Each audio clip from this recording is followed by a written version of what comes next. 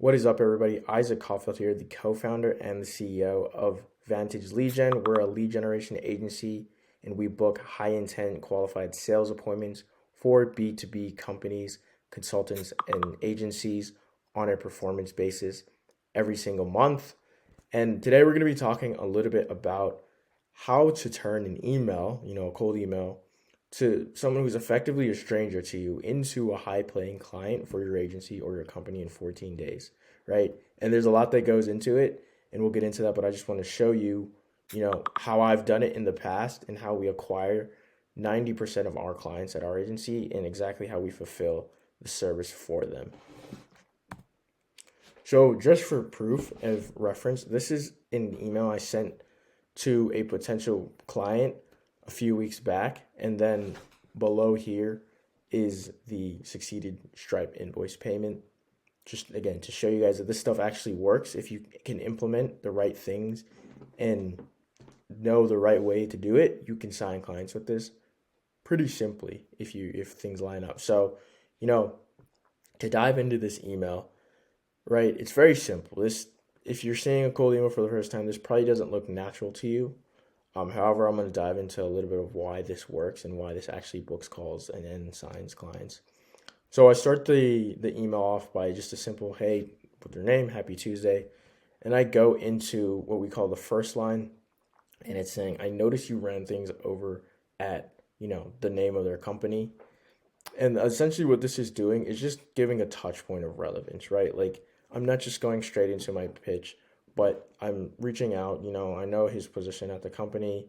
I know, where they work. So I just want to hit on the fact like, hey, I noticed this. Shows that I've done my research a little bit, right? And then I go into my offer, right? It says I'm going to generate them 15 to 20 qualified sales appointments using effective cold email and warm calling, which is again what I'm doing here. So this is why I think this offer works so well. And then another thing that we implement at our agency is being able to objection handle in the inbox, right? So typically, if somebody reads this line right here, the next logical thing that they're going to do is ask themselves or wonder, okay, sounds great and all, but how are you going to do it? Like, how is it going to work? Primarily due to the fact that they've just heard this by a lot of people in the past. So by going into this next line, which I'll get into in a second, you're actually objection handling in the inbox. You're answering questions that they already have in the inbox, and it makes it a lot easier to get these people on a call and eventually turn them into a client. So then I say, if you're interested, I'd imagine you want to hear more about how it all works and pricing for this service before a call. So again, I'm taking the pressure off of them. I'm not asking them for a call right away. And I'm assuming that, we're strangers. They've never met me before. They've never heard of me before. You don't get married before you date, right? You date, you see how it goes. Maybe you go on another date and you date for a year, whatever. Then you get married. Cold email to cold outreach and prospects that you don't know, it's the same thing, right? You can't ask them to buy your stuff in the first email, in the first pitch, right? You have to take them on a date first.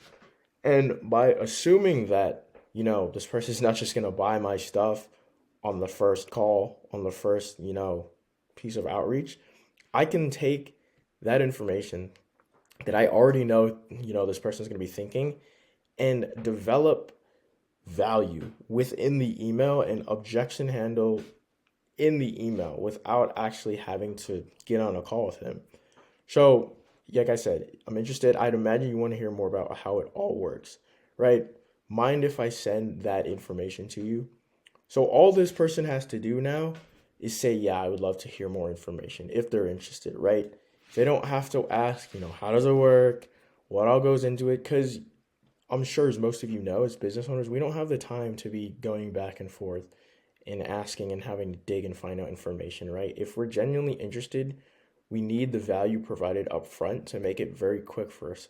So effectively, all this person has to do answering my email is say yes or no, right? That's literally all they have to do. And then I can take it from there. So if he answers yes to seeing more information, I can send him case studies. I can send him sales assets.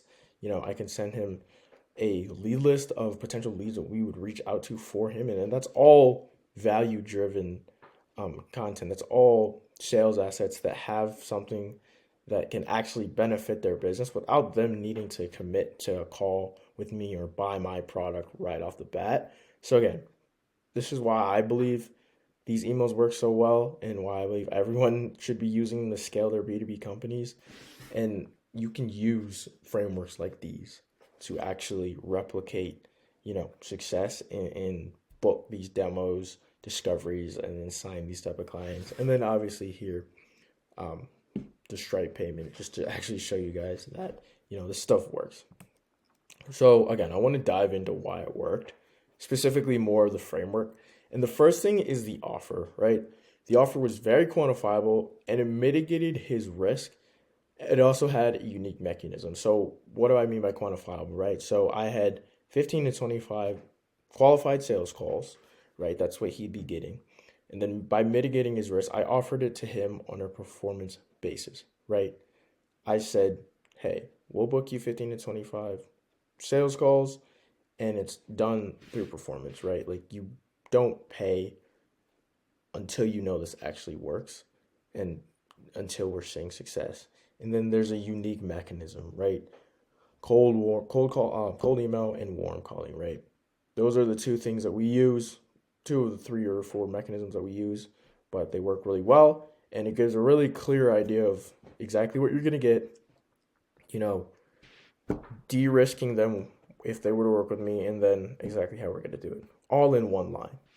And then relevancy, I knew about his involvement in, the marketing company that he was in, which henceforth, the first line when I reached out saying, I noticed you were in this position at the company, that's relevant, right? That's showing, okay, this person actually knows, where I am. And this doesn't mean that you're going to get the sale or that you're going to get a response, but it oftentimes is a differentiator. If nothing else, they're going to see that you took the time to actually research them and reach out to them and appreciate that and write copy that was relevant to them.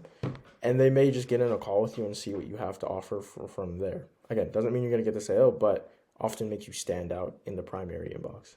And then it's low friction. Again, I think this is the most important part. I offered him free value up front before asking for a call, right?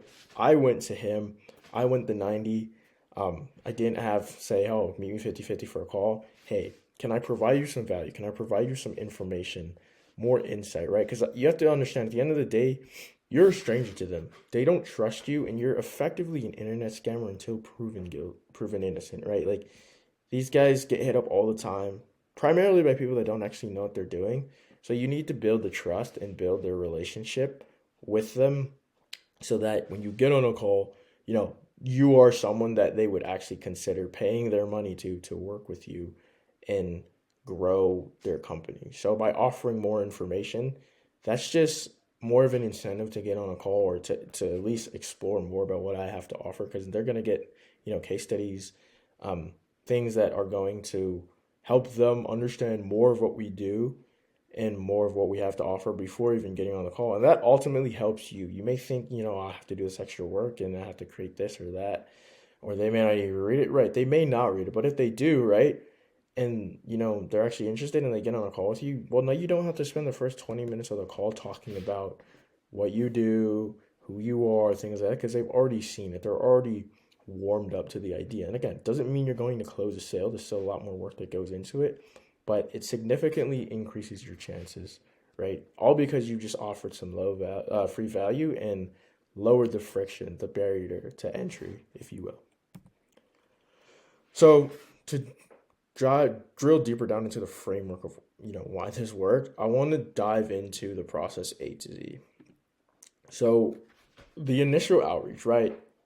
What I did and what we do for all our clients is I scraped a lead list that was specified to this specific type of client and industry, their company size, job titles, etc. I then wrote copy that was compelling and relevant to the lead list. And then I had something of value to offer that is pretty hard to say no to, right? More information, the case study, etc.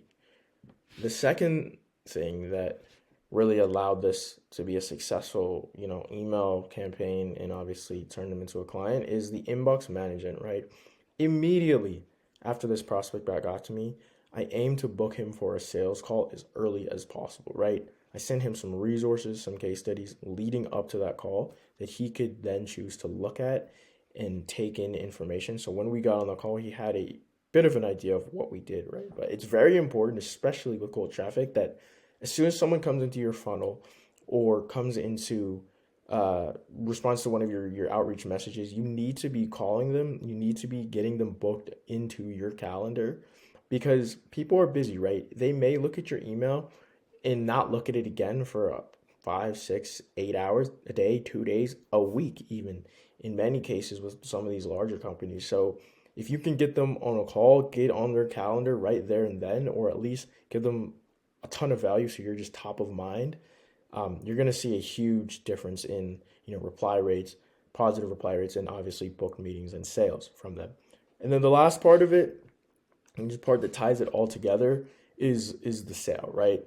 So on the call, I held the frame, right? I'm very confident in my services, very confident in what we do. You always hold the frame, deliver that confidence, because at the end of the day, people don't want to work with people that aren't confident. If you're not confident on a sales call with them, what makes them think that you're going to be confident in delivering the result for them or working hard to ultimately grow their business? What makes you think they're going to have confidence in that? So you need to be able to hold frame on these calls, hold your shoulders high, and just deliver what you guys are doing, what you can do, how you can serve them. Take a discovery approach and learn more about their business. What exactly are they looking for? Everybody has a want. And in sales, you just need to find that want and cater your service or your product to that want and need. So again, I learned more about their past attempts to solve their problems, uncovered their major pain points around those problems, and then I got their desired outcome, right? This is, again, a very important thing. Where would they like to be? Because, like I said, they all have wants, they all have needs, they all have goals. If you can ideate that and understand exactly their dream state and where they need to be, where they want to be, the KPIs that they want to hit, you're going to make sales. You're going to be able to bridge yourself as the person that can deliver that desired outcome for them. And then, as I just said here, I just presented our service as their best possible solution moving forward.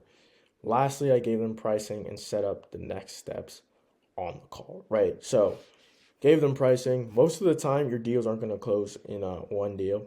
This specific client, we set up another call the following week just to, come to a decision, maybe hammer out any extra details if need be.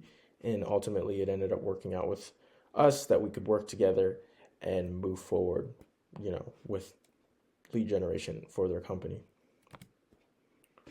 And then lastly, I just want to talk about 3 pillars. If you haven't sent a cold email before, this could be really important and really helpful for you to, ultimately produce emails that have results like I just talked about in this video. So the first thing is the offer, right? You need to have something you're selling, a service, but you can't view it as a service, right?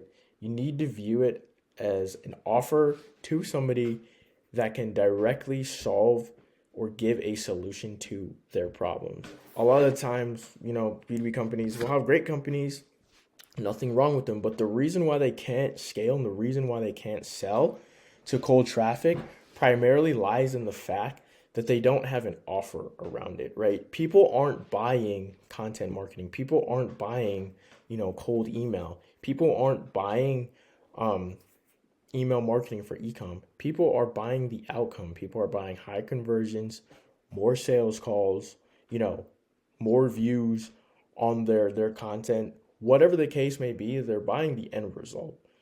And your service is just the vehicle in which they can do that. So you need to remember that and take your service as an offering that you're giving them that is the vehicle to XYZ solution, and very much so hit on the fact that it gets them to, the quantifiable result at the end. The next thing to have is make sure your email copy is on point and relevant, right? You want to write really concise emails, 60 words or less, ideally, and you want to make sure these are relevant to the prospect and you're framing the quantifiable results of your service with proof of work, right? It's very important that you have some sort of social proof. If you're an existing company, this could be really simple. If you're newer, maybe a little more difficult, but anything that shows that you've done this before and you've had success with another company or another niche is going to significantly help your chances, because everyone can make this right here, right? It kind of works in a lockstep with each other. Everyone can do this, but not everyone can do this to the extent of where it makes it almost impossible for someone to join, right? So if you have any sort of proof or any sort of proof of concept even, your emails are going to resonate a lot more. And then lastly, and arguably, I think this is the most important thing, and oftentimes, allows people to get deals over the line or get the sales call, if they can do it right, is a very soft call to action. At the end of an email, you need to pitch something of value, whether it be a free lead magnet or something like, hey, would you like to learn more? Are you open to sending more info, just like I sent to that email? Or just their overall thoughts on your pitch, right? Like, this is 2024. People aren't just buying whatever. You need to go the extra mile, provide the value, stand out from the competition, because I promise you, there's 15, 20 other people in that same day that they're getting hit up by. And most of the time, they don't even open it, right? So the fact that they even open your email means that you've piqued their interest. There's something worth exploring with them.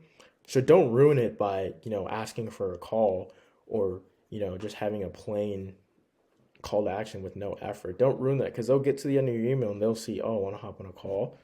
And then they'll just put you in the trash with, the 15 other guys that they got solicited by that day. So finish it off, do it right, provide value, ask for their thoughts, their feedback. And, 9 times out of 10, you're going to get a response. Even if it's not interested, people are going to appreciate the fact that you took the time to offer them something of value and reach out to them. And then, when you do win, you're probably going to win big, right? You're going to get the call. And if you can handle the sales side and it's a fit to work with them, you'll probably get the sale at the end of the day. But again, these are just 3 pillars to actually selling your service over cold email. And like I just showed you, this works. It's worked for me. It's how I've built my company and how I'm scaling other companies of my clients to, revenue levels that ultimately you don't think can be achieved by something like this. But again, it works if you just implement these things. And this is something you can do today, right? You could go write up scripts, spin up cold email campaigns, and I have other videos on this channel talking about how you can actually go about doing that in a way that's, consistent and is going to actually book you meetings. It's a more in-depth version of this last slide here, but appreciate your time, and I hope this helps you guys when scaling your B2B consulting companies, agencies, or even just, your services to the next level.